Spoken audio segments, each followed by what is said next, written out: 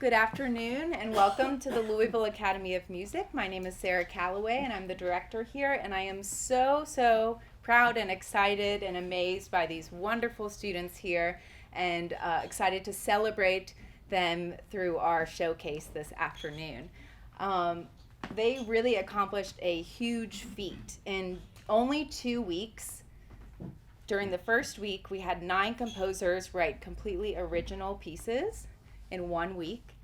And then in the second week, all the chamber groups learned these pieces in 1 week, which is just incredible. They also, a lot of them learned historical pieces, some of which you will hear today. They also researched composers and history about these pieces. They learned audio production skills and so much more. So let's just give them a big round of applause.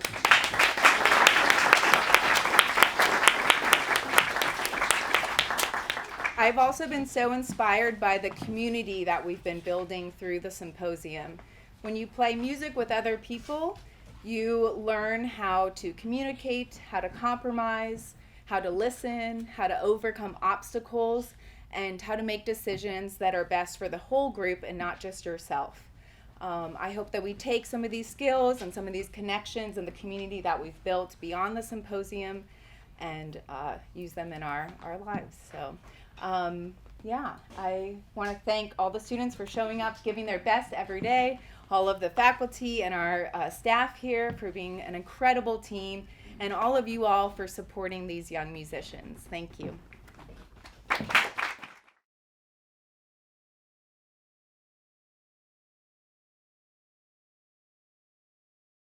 This is a piece I wrote called Undead March. It's kind of ominous and mysterious. I accomplished the ominous and mysterious bit by adding some kind of creepy, spooky, and odd tunes and chords.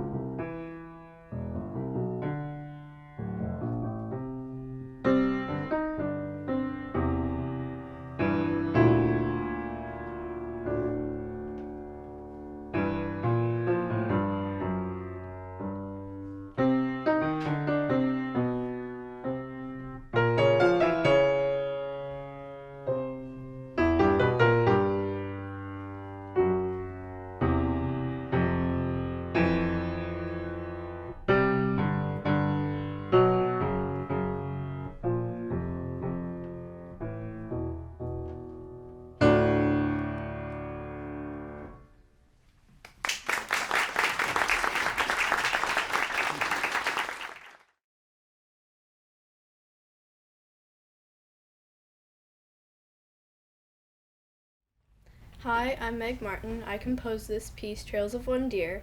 I'm trying to replicate the feeling of walking through a forest, and you're not quite sure where you're going, but you're still enjoying it, and I hope you enjoy.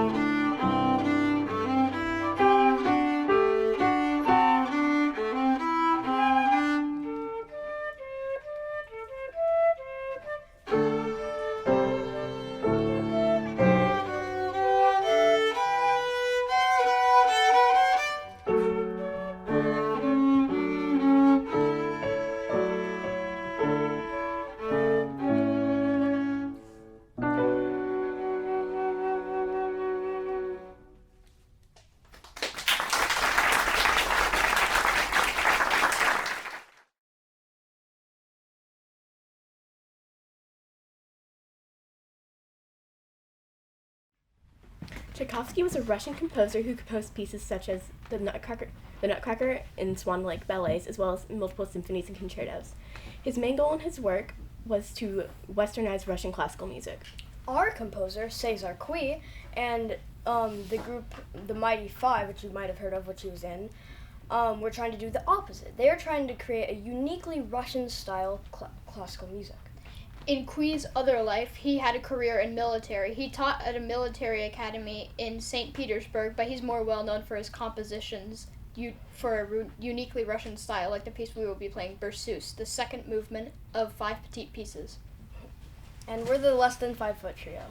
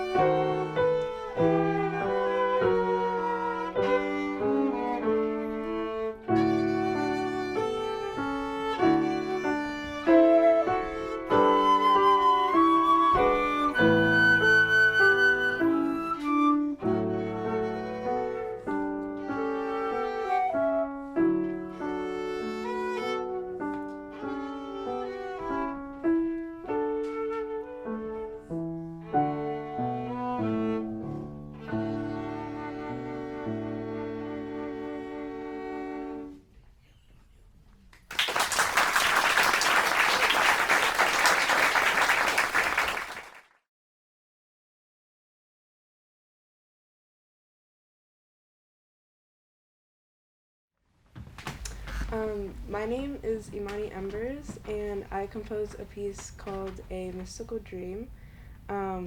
Hopefully during this piece you feel a sense of a dream sequence, but I hope you enjoy it. Yeah.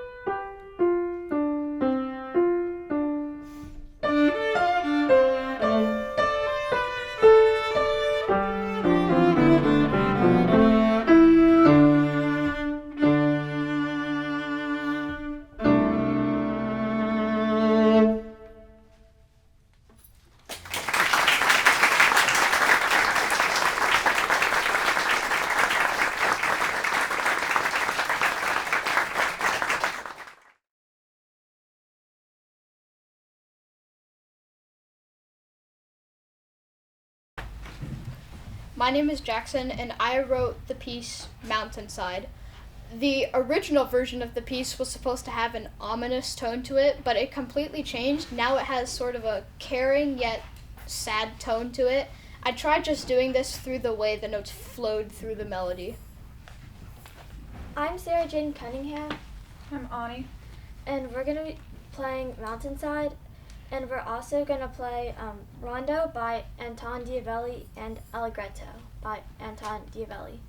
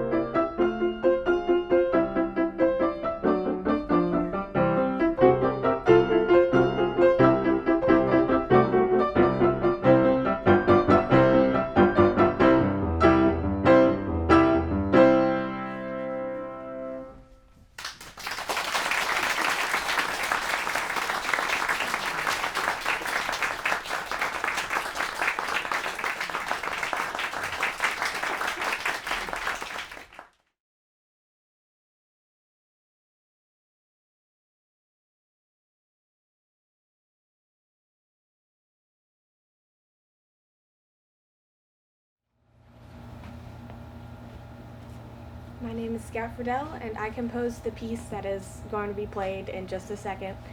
I named it, it's called Robot War, which is a little funny because I completely did not mean to name it that. I just plugged some things into a kind of a word generator, and that popped out.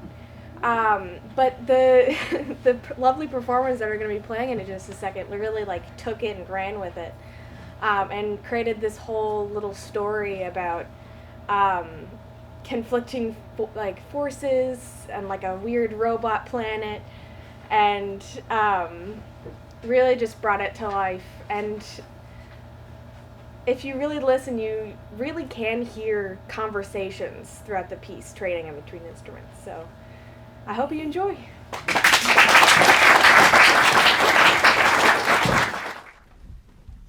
1 and 2 and 3 and.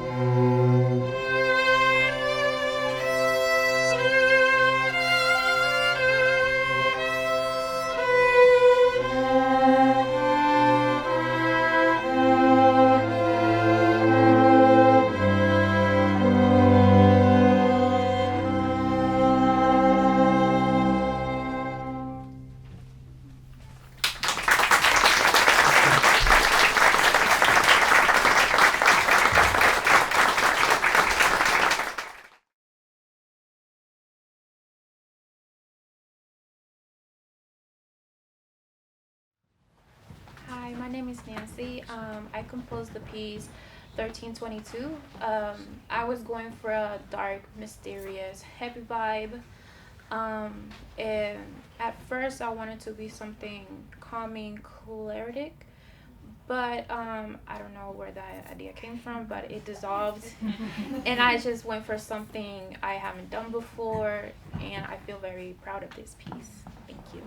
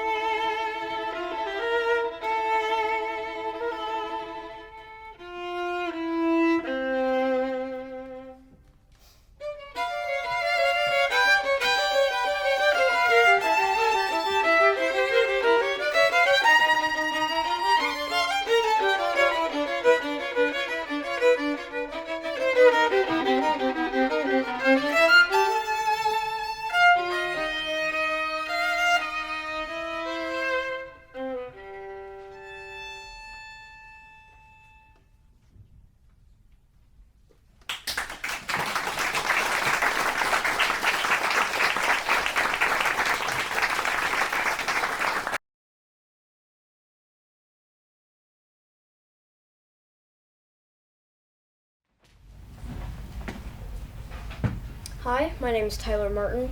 I composed the piece that's about to be performed with this in mind.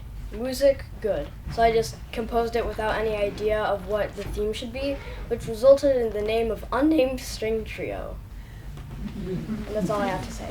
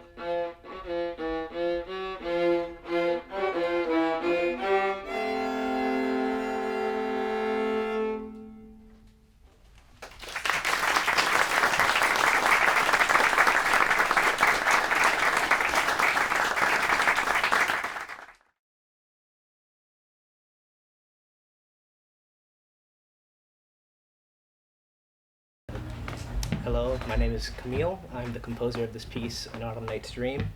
And when I was originally beginning to compose this piece, I didn't really have anything really in mind for the mood or the, what I wanted. But it kind of became this almost like dreamlike, mellow, feeling that I achieved through, kind of having interplay between the instruments and having the main theme flow between, all the instruments, and yeah.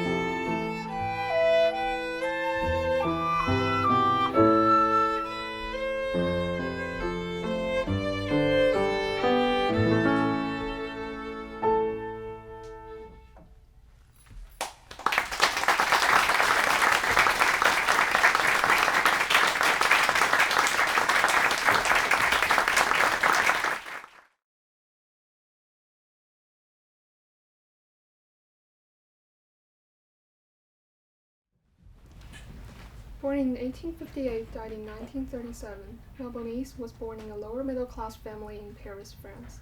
Even though her parents did not support her music interests, Melodious attended the Paris Conservatoire at the age of 17. At the Paris Conservatory, he met Amédée Landely-Hettich, who was a singing student, poet, and music critic. He was only 2 years older than her, but already had some influence in the musical world. Melodious fell in love with him, but her parents disapproved of him, so they quickly withdrew from the conservatory. When she was 25, her parents married her off to Albert Dommage, 22 years older than her, and he hated music. She published her music as Mel instead of Melanie to avoid feminine connotations. Saint Saëns once said this about Melodious: "I never imagined a woman can write such music." It was a great compliment at the time because there weren't many female composers.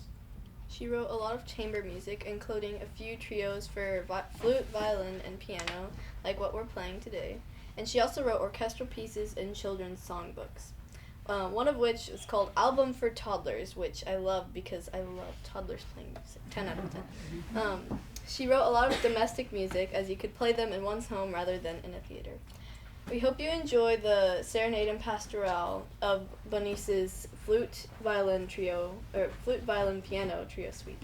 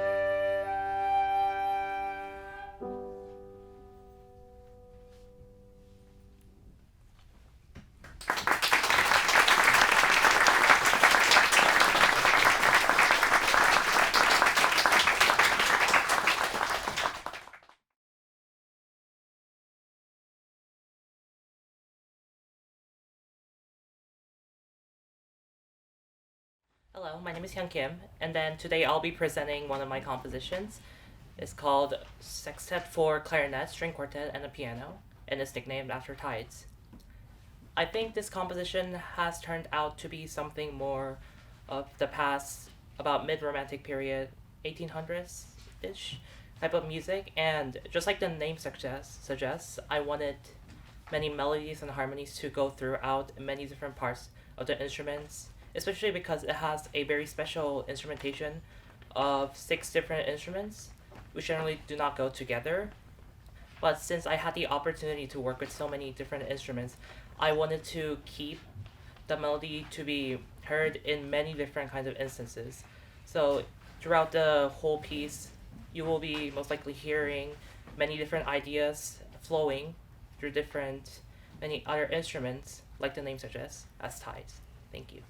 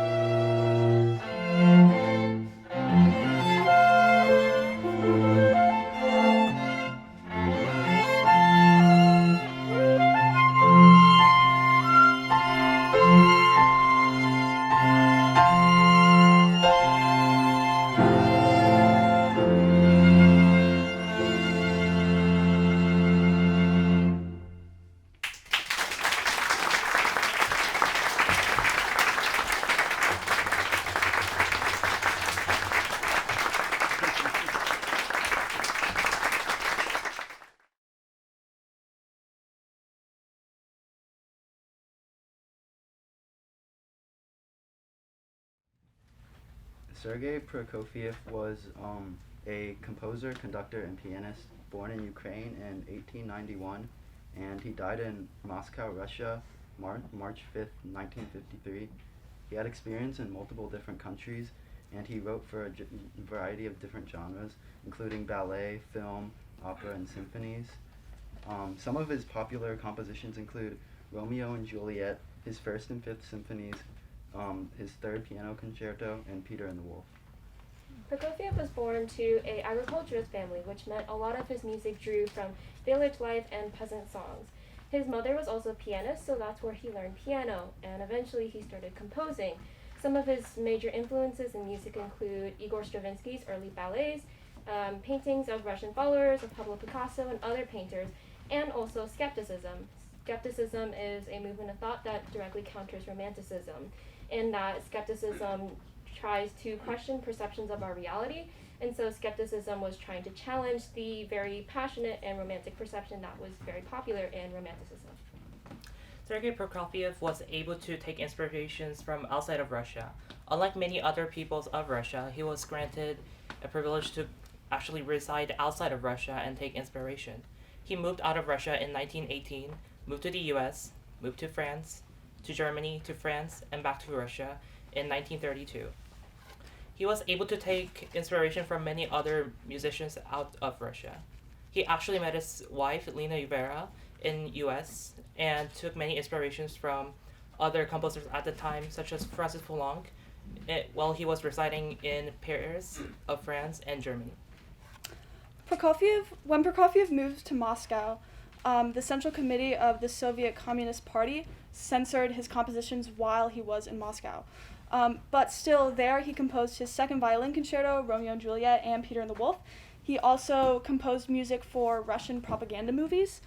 And while he was there, he was overworking himself and then died at the age of 61 of a cerebral hemorrhage, which is like bleeding from your brain.